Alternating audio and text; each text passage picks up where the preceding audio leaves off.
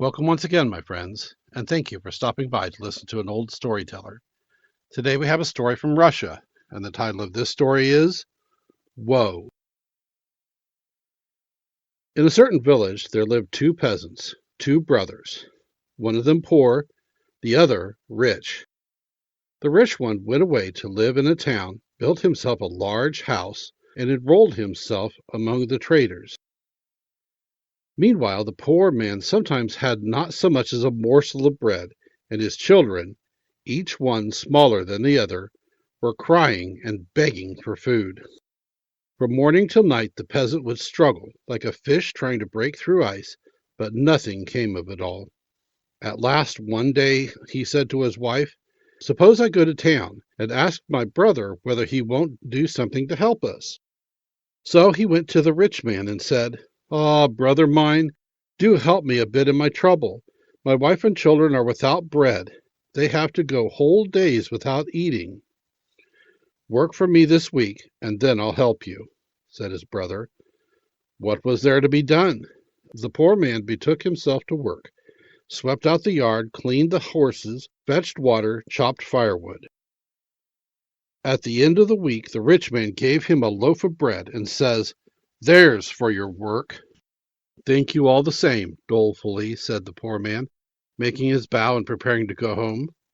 "Stop a bit. Come and dine with me tomorrow, and bring your wife too. Tomorrow is my birthday, you know." "Ah, brother, how can I? You know very well you'll be having merchants coming to you in boots and pelisses, but I have to go about in bast shoes and a miserable old grey caftan." "No matter. Come. There'll be room even for you." "Very well, brother, I'll come." The poor man returned home, gave his wife the loaf, and said, "Listen, wife, we've been invited to a party tomorrow." "What do you mean by a party? Who's invited us?" "My brother. He keeps his birthday tomorrow." "Well, well, let's go." Next day they got up and went to the town, came to the rich man's house, offered him their congratulations, and sat down on a bench. A number of the birthday guests were already seated at table. All of these the host feasted gloriously, but he forgot even so much as to think of his poor brother and his wife. Not a thing did he offer them.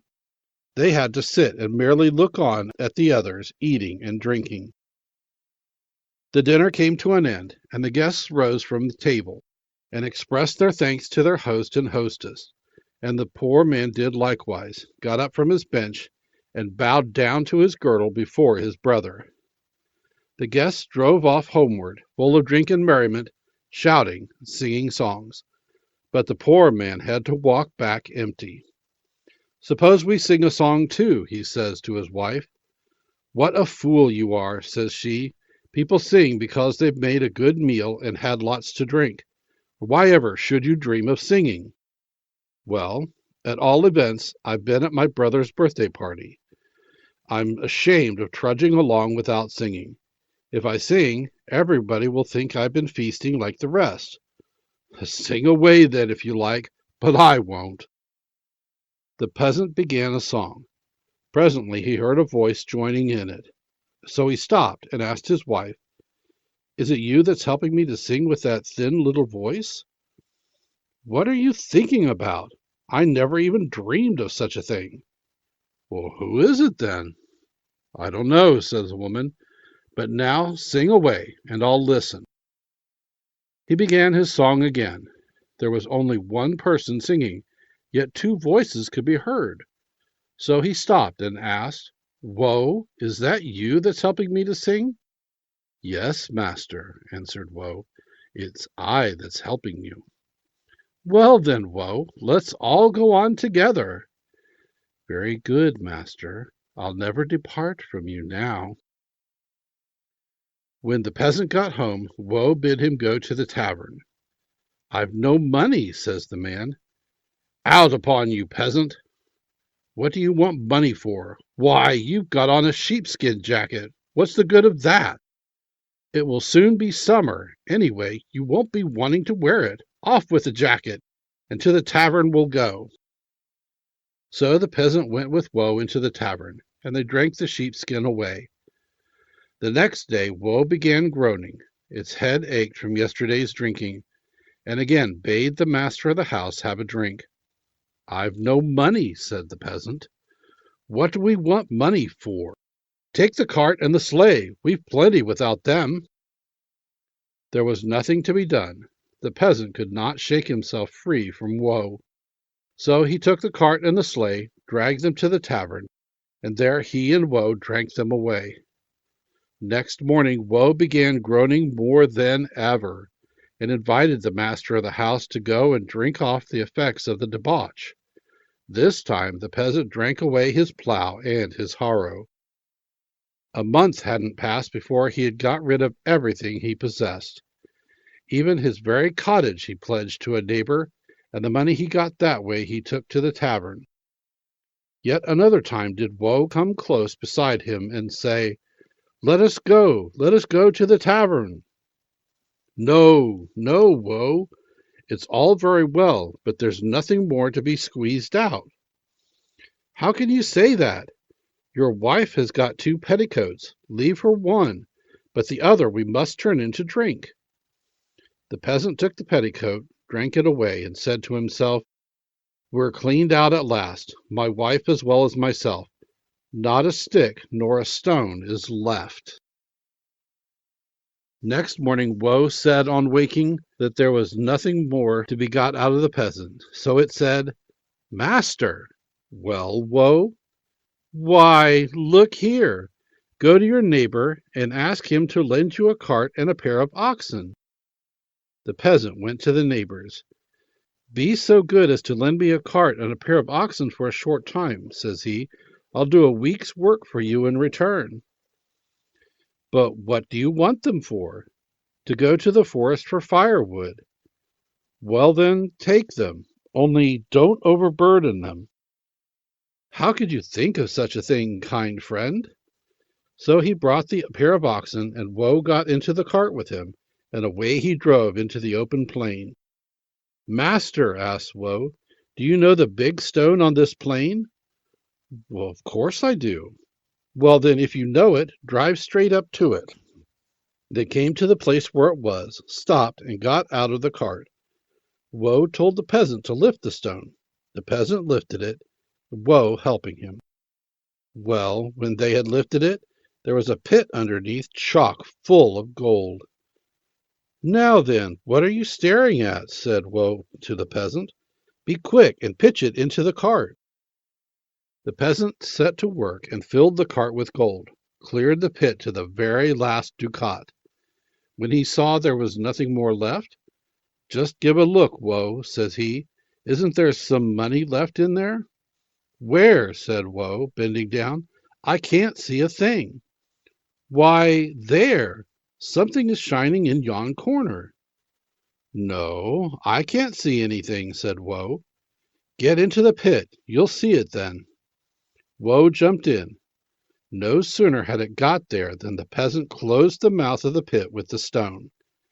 "Things will be much better like that," said the peasant. "If I were to take you home with me, O woeful Woe, sooner or later you'd have me sure to drink away all this money too." The peasant got home, shoveled the money into his cellar, took the oxen back to his neighbor, and set about considering how he should manage. It ended in his buying a wood, building a large homestead, and becoming twice as rich as his brother. After a time he went into the town to invite his brother and sister-in-law to spend his birthday with him. "What an idea," said his rich brother. "You haven't a thing to eat, and yet you ask people to spend your birthday with you?" "Well, there was a time when I had nothing to eat, but now, thank God, I've as much as you. If you come, you'll see for yourself." "So be it. I'll come," said his brother. Next day the rich brother and his wife got ready and went to the birthday party. They could see that the former beggar had got a new house, a lofty one, such as few merchants had, and the peasant treated them hospitably, regaled them with all sorts of dishes, gave them all sorts of meads and spirits to drink. At length the rich man asked his brother, Do tell me, by what good luck have you grown rich? The peasant made a clean breast of everything, how Woe the woeful had attached itself to him, how he and Woe had drunk away all that he had to the very last thread, so that the only thing that was left him was the soul in his body, how Woe showed him a treasure in the open field, how he took that treasure and freed himself from Woe into the bargain. The rich man became envious. Suppose I go to the open field, thinks he, and lift up the stone and let Woe out. Of a surety it will utterly destroy my brother, and then he will no longer brag of his riches before me. So he sent his wife home, but he himself hastened into the plain. When he came to the big stone, he pushed it aside and knelt down to see what was under it. Before he had managed to get his head down low enough, Woe had already leaped out and seated itself on his shoulders. "Ha!" it cried. "You wanted to starve me to death in here. No, no. Now will I never on any account depart from you." "Only hear me, Woe," said the merchant. "It wasn't I at all who put you under the stone." "Who was it then, if it wasn't you?" "It was my brother put you there, but I came on purpose to let you out." "No, no, that's a lie. You tricked me once. You shall not trick me a second time." Woe gripped the rich merchant tight by the neck.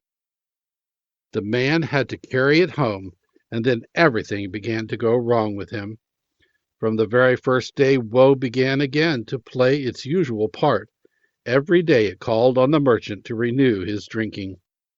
Many were the valuables which went in the tavern.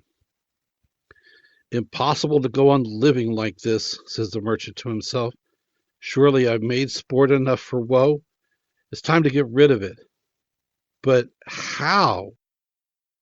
He thought and hit on an idea. Going into the large yard, he cut 2 oaken wedges, took a new wheel, and drove a wedge firmly into one end of its axle box. Then he went to where Woe was. "Hello, Woe! Why are you always idly sprawling there?" "Why, what is there left for me to do?" "What is there to do? Let's go into the yard and play at hide and seek." Woe liked the idea. Out they went into the yard. First the merchant hid himself. Woe found him immediately. Then it was Woe's turn to hide. "Now then," says Woe, "you won't find me in a hurry.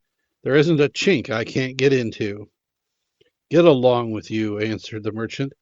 "Why, you couldn't creep into that wheel there, and yet you talk about chinks." "I can't creep into that wheel? See if I don't go clean out of sight in it." Woe slipped into the wheel. The merchant caught up the oaken wedge and drove it into the axle box from the other side. Then he seized the wheel and flung it, with Woe in it, into the river. Woe was drowned, and the merchant began to live again as he had been wont to do of old. Thank you once again for listening to this story. If you enjoyed this story, please press that like button. Also, please help an old storyteller out by subscribing to my channel. The next story will be posted in a few days, so until then, may your story continue to be a good one.